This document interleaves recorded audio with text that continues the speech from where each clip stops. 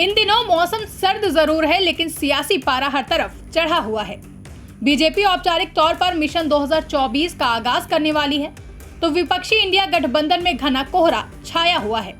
एक तरफ राहुल गांधी लोकसभा चुनाव में मजबूती के साथ चुनावी मैदान में उतरने के लिए भारत जोड़ो न्याय यात्रा निकाल रहे हैं, तो दूसरी तरफ राहुल के बनाए इंडिया गठबंधन की गांठ एक एक कर खुलती जा रही है। आज हमने इस्तीफा दे दिया। इस बार लोकसभा में आम आदमी पार्टी पंजाब में 13 की 13 जीतेंगे जी। लोकसभा चुनाव की घोषणा से ठीक पहले विपक्षी दलों के गठबंधन इंडिया ब्लॉक में उथल पुथल देखने को मिल रही है। पहले दिल्ली, पश्चिम बंगाल और अब बिहार में इंडिया गठबंधन को बड़ा झटका लगा है। बीते दिनों पश्चिम बंगाल की मुख्यमंत्री ममता बनर्जी के अकेले चुनाव लड़ने के ऐलान के बाद बिहार में जेडीयू ने गठबंधन से नाता तोड़ लिया है और एनडीए का हिस्सा बन गई है। तो वहीं पंजाब में आप को लेकर भी कयासबाजी तेज है, यानी कि राहुल गांधी के गठबंधन की गांठ अब खुलती जा रही है।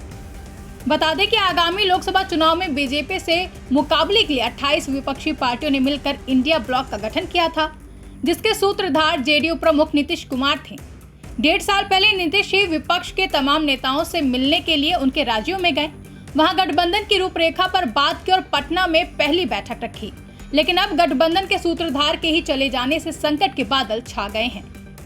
इससे न सिर्फ विपक्षी एकता पर सवाल उठ रहे हैं, बल्कि आगामी चुनाव में इंडिया ब्लॉक की संभावनाओं पर भी एक तरह से ग्रहण लग गया है। दरअसल नीतीश कुमार ने ही सामाजिक न्याय के मुद्दे पर बीजेपी को घेरने का फुल प्रूफ प्लान बनाया था। बिहार में पहले जातिगत जनगणना करवाई, उसके बाद नए सिरे से आरक्षण का दायरा भी बढ़ाकर नया दांव खेला था। जब यह मुद्दा बना तो एनडीए के सहयोगी दलों ने भी जाति जनगणना की मांग शुरू कर दी थी। नीतीश के साथ लालू प्रसाद का भी समर्थन था, लेकिन नीतीश के जाने के बाद लालू यादव भी इंडिया ब्लॉक में अलग थलग पड़ सकते हैं। वहीं इससे पहले पश्चिम बंगाल की मुख्यमंत्री ममता बनर्जी ने एकला चलो रे का नारा देने के साथ ही अकेले ही चुनाव लड़ने की बात कही थी। ममता का कहना था कि इस तरह से अपमान के बावजूद मैंने समझौता कर लिया और इंडिया ब्लॉक की बैठकों में हिस्सा लिया है। हालांकि कांग्रेस और अन्य सहयोगी दलों का कहना है कि ममता को मना लिया जाएगा और मिलकर चुनाव लड़ेंगे। রিজিওনাল পার্টিগুলো আমরা তো করেছি, কিন্তু একা লড়াই করুক, রিজিওনাল পার্টি বাকি সিটে লড়াই করবে, সেখানে ইন্টারফেয়ার করবে না। সেখানে যদি ইন্টারফেয়ার করে তাহলে সেখানে আমরা বুঝবো অন্যরকম। इसके अलावा पंजाब के मुख्यमंत्री भगवंत मान ने भी पंजाब की 13 सीटों पर आम आदमी पार्टी के अकेले ही चुनाव लड़ने की बात कही थी। पूरे देश का पंजाब बनेगा हीरो।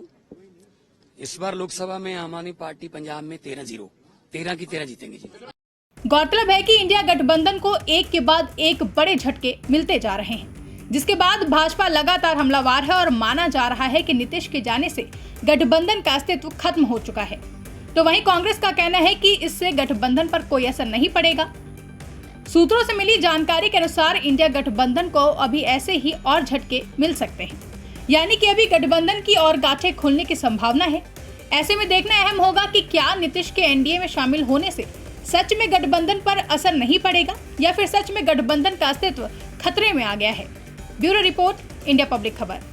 फिलहाल के लिए इस खबर में बस इतना ही। देश और दुनिया की ऐसी ही तमाम बड़ी खबरों के लिए हमारे YouTube चैनल को सब्सक्राइब करें और बने रहें इंडिया पब्लिक खबर के साथ।